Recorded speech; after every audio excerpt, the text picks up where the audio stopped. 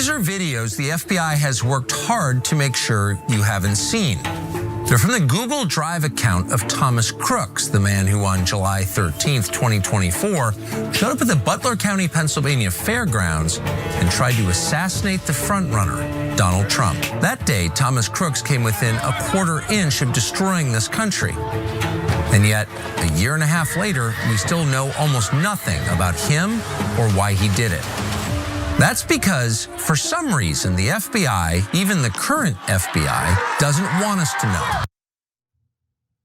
Tucker Carlson and his team have uncovered some new information about Thomas Matthew Crooks, who he was, and what might have motivated his efforts in assassinating President Donald Trump, who at the time, of course, was a candidate.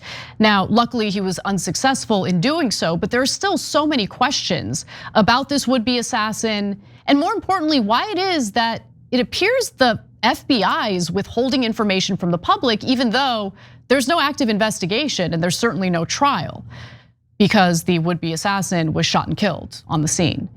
Now, there has been radio silence from the intelligence community and the FBI in particular. So the evidence that Tucker Carlson's team produced seems to point to some sort of FBI cover-up. That might sound crazy, that might sound kooky, but once you get into this incredible video that Tucker Carlson put out, it really does shed light on how much is being withheld from the public and whether or not this is being investigated thoroughly, and it should be investigated thoroughly. So how did Tucker Carlson's team gain access to all the evidence that's displayed in this video? I think of it as more of a mini doc. Well, Tucker's team apparently received a tip from a source in late September. Now, since then, they had done everything they could to confirm that the information that was being shared with them was accurate, was real. So this source told Tucker's team that by using Thomas Crooks's phone number, which was published in documents obtained by America First Legal, he was able to gain access to Crooks's online accounts. So let's stop right there. The FBI told us, if you can remember, that Crooks didn't even really have much online activity. There was no trail online. And it turns out that's totally untrue. So phone numbers can be used to find more information on a subject through tools that are commonly used by private investigators. And so here's what Crooks's phone number led to in detail. That phone number led our source to Thomas Crooks's primary email account, tmcrooks7@gmail.com. That in turn, he linked with more than a dozen other accounts. That list includes 2 foreign encrypted email accounts, AmericanGamer@gmx.com, a German website, and bcook@mailfence.com, a Belgian website. Crooks had a Snapchat, Tom_Crooks19, a Venmo account, Thomas-Crooks12, a PayPal account under the alias Rod Swanson, a Zelle registered as Thomas Crooks, as well as accounts on Discord, a Google Play account called Colossal Microwave, a Quizlet titled Thomas_Crooks, a chess.com with the same name, and 2 disabled Quora accounts under the handles Thomas Crooks8 and Thomas Crooks3. It turns out that Thomas Crooks was hardly an online ghost. He was active, and yet federal investigators lied and told us there was no trace of him online. No trace of him online. A curious lie, super dishonest. Now, Tucker's team was also able to gather all the data from Crooks's deactivated YouTube account, and it was deactivated after the assassination attempt took place. And that included, by the way, his search history, his watch history, and more importantly, 737 public comments, which now shed light on his political views, which just flipped suddenly from one extreme to another. So buckle up, I'm about to take you on a little bit of a ride here. So Crooks's Google Drive is also linked to his YouTube account, which is how videos of Crooks were obtained by Tucker Carlson's team and used in this video. After verifying that the account that they were looking at was indeed that of Thomas Crooks, they found that he had swung from posting pro-Trump comments, sometimes pro-Trump comments that would advocate for violence on behalf of Trump to suddenly anti-Trump comments and even considering violent acts against Donald Trump. So let's take a look at this next clip and then I'll give you more information. They show a man who started out as a radical Trump supporter whose views on the president changed completely during COVID. The FBI lied about that fact and pretended that Crooks was a right-winger. At 11:35 p.m. on July 19th, 2019, in response to an MSNBC video, Crooks wrote, quote, "Ilhan Omar and others are invaders and should honestly be killed and their dead bodies sent back." At 1:17 a.m. on July 20th, 2019, Crooks commented on a CNN video. He said Donald Trump was the literal definition of patriotism. 7 hours later, he commented on an MSNBC video. He wrote, "I hope a quick, painful death to all the deplorable immigrants and anti-Trump congresswomen who don't deserve anything this country has given them." That evening on a separate MSNBC video, he wrote, quote, "Every one of the Trump-hating Democrats deserve to have their heads chopped off and put on stakes for the world to see what happens when you America." These sorts of comments continued for months and became increasingly violent. And they did become increasingly violent. He also posted a comment on YouTube in which he said, "This is going to be blatantly racist, but I hope Trump has these people murdered." Other violent comments he posted on YouTube include, if any of the Democratic candidates win, they won't be in there for long because unlike the Dems, we have guns and lots of them. I mean, just horrific stuff. There's more. Let me give you another example. So 50 million Americans with AR-15s will make quick work of any blockades the government can put to protect the White House. And look, let's be clear. These comments did catch the attention of other people on YouTube. They were flagged by other YouTube users.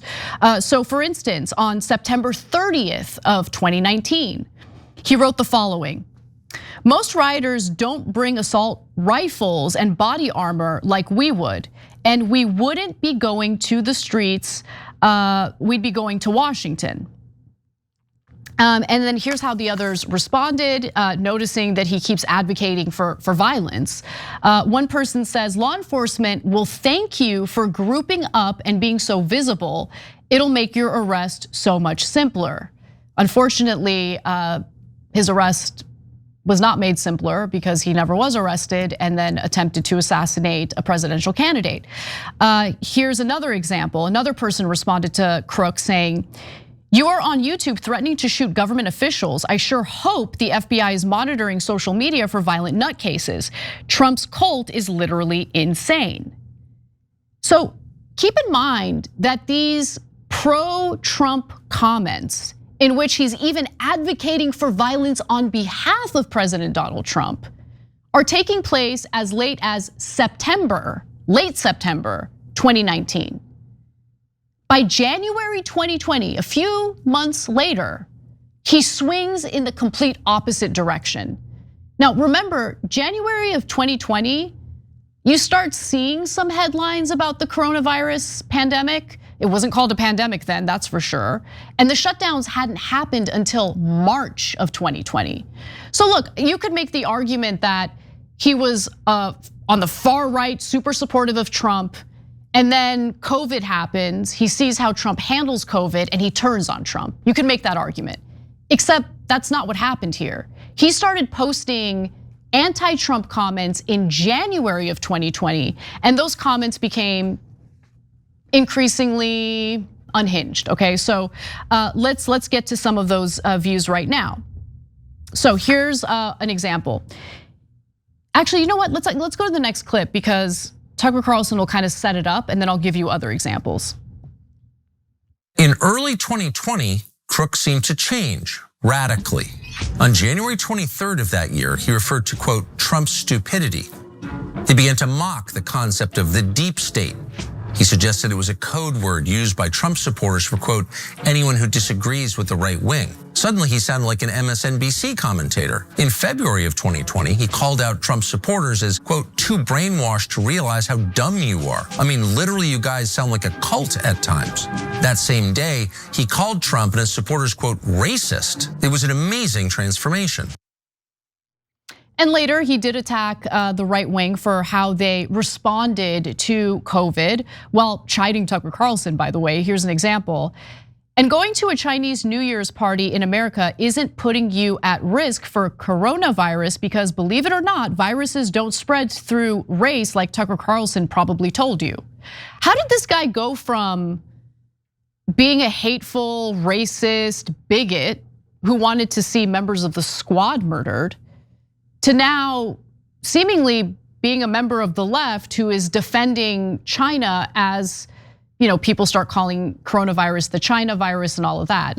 And it all happened in a few short months. He swung from a pretty significant extreme to what can only be described as, well, at this point, kind of mainstream left-wing thought. By August of 2020, though, Crooks started to post YouTube comments that advocated for violence against the Trump government. So he wrote, in my opinion, the only way to fight the government is with terror or terrorism style attacks. Sneak a bomb into an essential building and set it off before anyone sees you. Track down any important people / politicians / military leaders, etc., and try to assassinate them. Any sort of head-to-head fight is suicide, and even ambush / surprise attacks likely aren't going to end well. So he went from advocating for violence on behalf of Donald Trump to now advocating for violence against Donald Trump. What happened? It's like a switch flipped, and I mean, there's no clarity in regard to what led to this significant change in his political views. But more importantly, why are we learning about this from Tucker Carlson? Why aren't we learning about this from our own government officials, namely the FBI? It seems like they've just kind of shut this case and they've moved on. But we're talking about a guy who was driven to a point where he thought attempting to assassinate a presidential candidate made sense. And here's where things start to get pretty crazy, because on top of this, it looked like there was someone goading Crooks to commit acts of violence. Take a look. At that point, a new character emerged into the conversation, a user named Willie Tepes, who started pressuring Crooks to commit violence. For example, quote, if a gun and a badge is all that is needed, then authority obviously comes from the barrel of a gun. We have more guns than they do. There is no way we can avoid a war at this point, so you better just get used to the idea. We have nothing to lose and everything to win. And the alternative, a global police state, is unacceptable. Nothing in life is simple, but that is no argument against doing it. So who is this Willie Tepes? Unfortunately, we don't know. The FBI hasn't made any mention of him in public, although they certainly know he exists.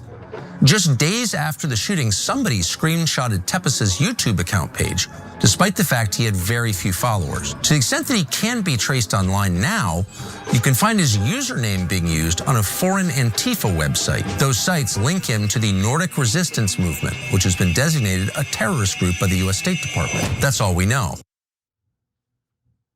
So is the FBI investigating that? Who is that Willie Tepes guy? And why was this individual essentially encouraging Thomas Matthew Crooks to engage in political violence? I mean, these are questions that need to be answered for sure. And Crooks's online footprint, strangely and abruptly, ended after his encounter with this Tepes guy. So here's the other thing. You have all of these violent comments posted by a single individual all over these YouTube videos. We keep hearing about how we all need to be surveilled at all times to make sure we're all on our best behavior. When you have this guy openly posting, with his own name, by the way, all sorts of violent comments, and our intelligence community couldn't foil an assassination attempt? Isn't that weird? I find that super weird. So for all the Americans out there who might be, I don't know, fooled into thinking that your security and your safety is dependent on allowing Peter Thiel or Larry Ellison to surveil your every waking moment, consider the fact that even when there's threats of political violence in broad daylight, our intelligence community apparently does nothing about it, doesn't investigate it, doesn't look into it. And more importantly, after an assassination attempt has been committed, we just don't hear about the would-be assassin anymore. We hear, little bits and pieces about what his politics might have been. But here you have a clear picture of someone who went from one extreme to all of a sudden going to the complete other opposite extreme. And by the way, his search history from 2019 to mid-2020 is also telling. So he searched for Trump 700 times. Jack Ruby, the guy who assassinated Lee Harvey Oswald, searched for him as well. He also searched craziest chemical weapons, cars running over protesters, best places for mass shootings, mass shooting El Paso, Trump civil war, Orlando shooting reaction, firing an AR-15 as fast as possible, how to make napalm, how to make Molotov cocktail, Oklahoma bombing, Hitler's speeches with subtitles, neo-Nazis, why gays need to go. I mean, it paints a picture of someone who has fallen into a dangerous mindset and ideology, whatever the ideology is. But again, the FBI is behaving in an incredibly strange way.